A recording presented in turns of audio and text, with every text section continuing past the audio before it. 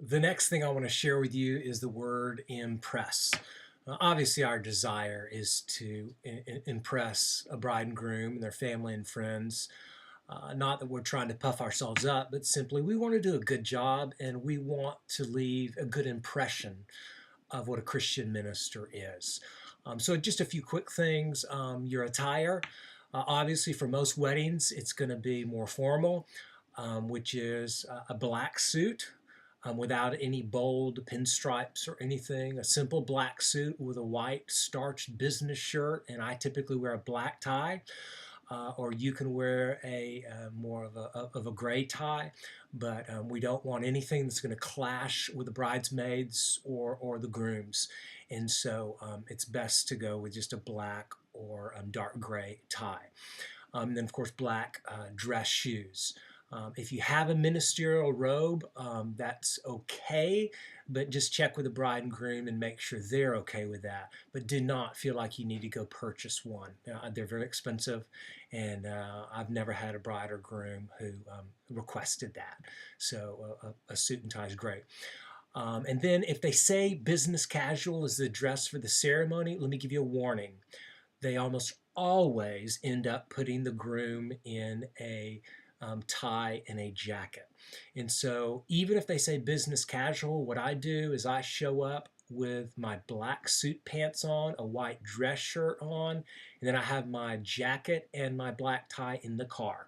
And so if I show up for a business casual wedding and the groom is in a coat and tie, then I go put on a coat and tie.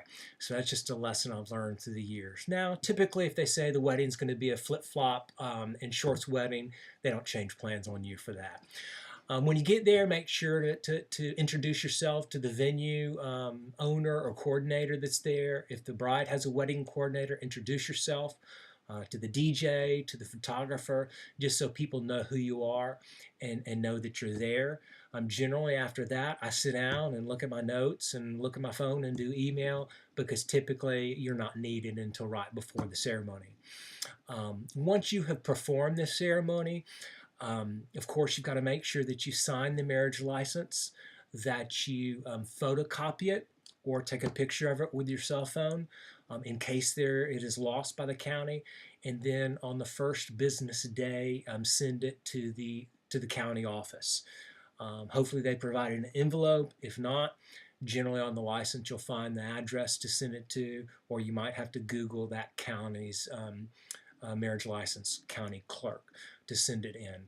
But that's a critical thing that you send that marriage license in promptly to the county. So that's the impress. Just be sharp with what you do so that we leave the best impression. And let me give you a couple of other things. One is to interact. And I know we're awful at this because we're ministers and we're generally really good with our people skills. We're really good with hanging out with people and relating to people and connecting with people, but sometimes we're awful about returning phone calls and emails. And sometimes it might be that you have a couple of funerals come up or you have a lot going on. But the reality is, it's so critical that we return phone calls promptly and we return emails promptly to brides and grooms. This is their most important moment in their life to this point, and so they're anxious. I will tell you this, I have almost never had a bride who has been demanding of me or who has asked me tons of questions or who has stalked me with phone calls and emails driving me crazy. I really have never had that happen.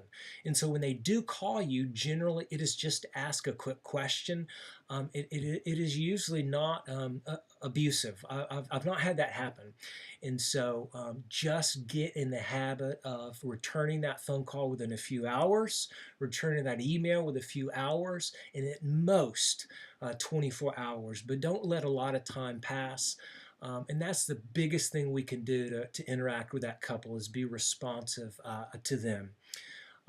Arrive at your ceremony 30 to 60 minutes beforehand. If you are in the big city, you've got to plan for the traffic. You've got to plan for lane closures. You've got to know that something might hold you up. I generally will take my iPad or I'll take a book. And so if I get there, 90 minutes early because I allowed too much time for traffic, I do some work or I do some reading. So get there in plenty of time. Don't make them anxious by showing up just in the nick of time. Um, After the ceremony, quickly find the photographer and say, are you going to need me for pictures? Typically, the photographer will say yes. It's generally a part of their profession that they get your picture first. Some photographers don't know that. So I will ask the photographer, hey, do you mind getting me first so I can go ahead and get to the reception and meet and greet people? And that way you're not waiting 30 minutes to be the last person to have your picture taken.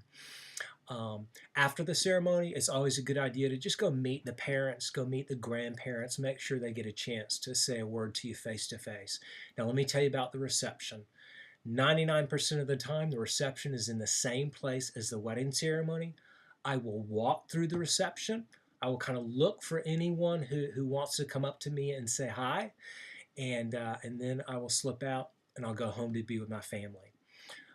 After I take my photo with the couple, I will simply say to them, "Hey, thank you so much for the honor of being part of your ceremony. I'm going to go slip over to the reception, and if I don't see you, just know you can call me anytime, and I'm here to help you." And then I go to the reception and I head home.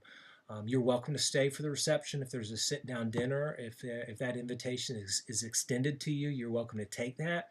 I personally don't because I let them know that my family's at home waiting and that I'm unable to do that. So those are some important things that I want you to do. Try to impress the couple, and then of course interact with them, and hopefully that gives you some pointers on how to best use your time at the ceremony.